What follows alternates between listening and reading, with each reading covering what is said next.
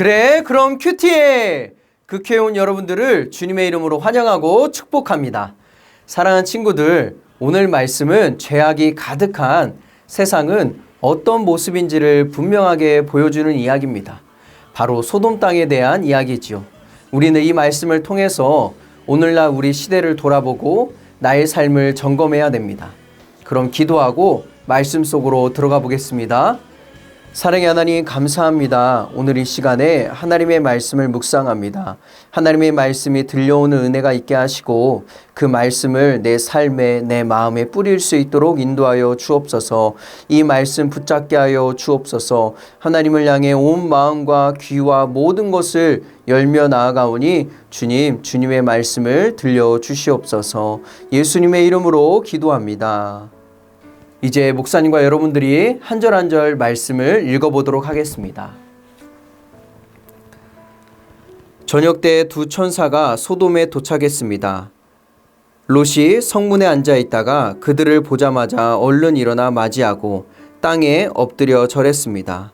롯이 말했습니다. 내 주여, 가던 길을 멈추고 주의 종의 집에 들어와 발을 씻고 주무신 후에 아침 일찍 가시던 길을 가십시오. 그들이 말했습니다. 아니다. 우리는 거리에서 밤을 지낼 생각이다. 롯이 그들에게 간곡히 권하자 그들은 돌이켜 롯의 집으로 갔습니다. 롯이 그들을 위해 식사를 준비하고 누룩 없는 빵을 구워주니 그들이 먹었습니다. 그들이 잠자리에 들기 전에 그 성의 사람들, 곧 소돔 사람들이 젊은이로부터 늙은이에 이르기까지 사방에서 몰려나와 그 집을 에워쌌습니다. 그들이 롯에게 외쳤습니다. 이 저녁에 너를 찾아온 사람들이 어디 있느냐? 그들을 우리에게로 끌어내라. 우리가 그들을 욕보여야겠다. 그러자 롯이 그들을 만나러 밖으로 나갔습니다. 그리고 등 뒤로 문을 닫고 이렇게 말했습니다. 내 형제들이여, 이런 악한 일을 하지 마시오. 보시오, 내게 아직 남자를 알지 못하는 두 딸이 있어. 내가 두 딸을 내 보낼 테니 그 애들에게 여러분 좋을 대로 하시오. 그러나 이 사람들은 내 집에 들어온 사람들이니 이 사람들에게는 어떤 일도 하지 마시오. 그들이 저리 비켜라 하고 외치며 다시 말했습니다. 이놈이 나그네로 지내다 여기 와서 사는 주제에 우리를 다스리고자 하는구나. 이제 우리가 저들보다 너를 더 혼내주어야겠다. 그들은 롯을 밀치고 문을 부수려고 했습니다. 그러자 안에 있던 두 사람이 손을 내밀어 롯을 집 안으로 끌어들이고는 문을 닫아버렸습니다. 그리고 그 집 입구에 있던 늙은이나 젊은이 할 것 없이 눈을 멀게 하니 그들이 입구를 찾을 수 없었습니다. 아멘. 오늘 말씀의 장소는 소돔입니다. 그리고 두 천사가 소돔 땅에 도착합니다. 이후에 중요한 장면이 등장합니다. 롯이 성문에 앉아 있다가 그들을 보자마자 얼른 일어나 맞이하고 땅에 절하는 것이죠. 무엇을 뜻하는 것일까요? 롯은 저들이 하나님이 보내신 천사임을 바로 알아차렸다라는 것입니다. 이후에 살펴보면 알겠지만 소돔 땅에 사는 사람들은 두 천사를 알아보지 못합니다. 하지만 롯은 하나님이 보내신 천사를 단번에 알아봅니다. 여러분, 어떻게 롯은 하나님이 보내신 천사를 단번에 알아봤을까요?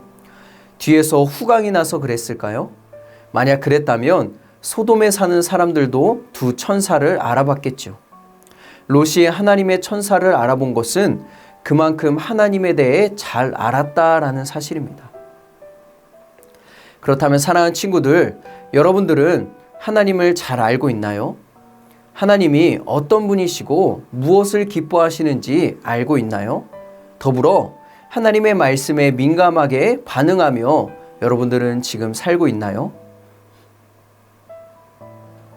하나님께서 언제나 나에게 말씀하실지 몰라요. 하나님께서 언제 나에게 하나님의 큰 뜻을 보여줄지 모릅니다.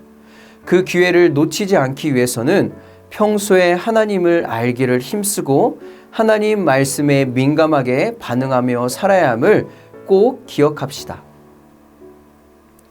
롯의 초청을 거절했던 천사들은 그의 간절한 요청에 집에 들어가기로 결정합니다. 롯은 그들을 위해 식사를 준비하고 누룩 없는 빵을 구워주며 대접하지요. 그런데 어떤 일이 벌어집니까? 잠자리에 들기 전에 소돔 사람들이 와서 문을 거칠게 두드리며 외칩니다.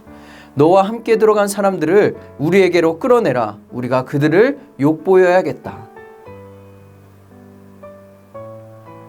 여러분, 이게 말이 되는 일일까요?